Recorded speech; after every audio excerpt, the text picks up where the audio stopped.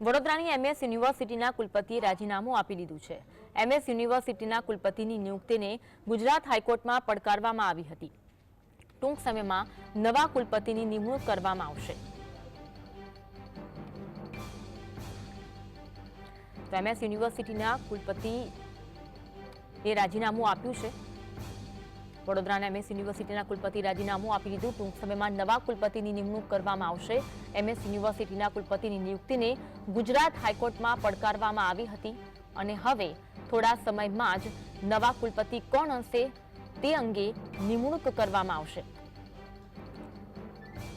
તો એમએસ યુનિવર્સિટીના કુલપતિએ રાજીનામું આપ્યું છે। નિયુક્તિને હાઈકોર્ટમાં પડકારવામાં આવી હતી। નવા કુલપતિની નિમણૂક થોડા સમય બાદ કરવામાં આવશે। વડોદરાની એમએસ યુનિવર્સિટીમાં કુલપતિ દ્વારા રાજીનામું આપી દેવામાં આવ્યું છે।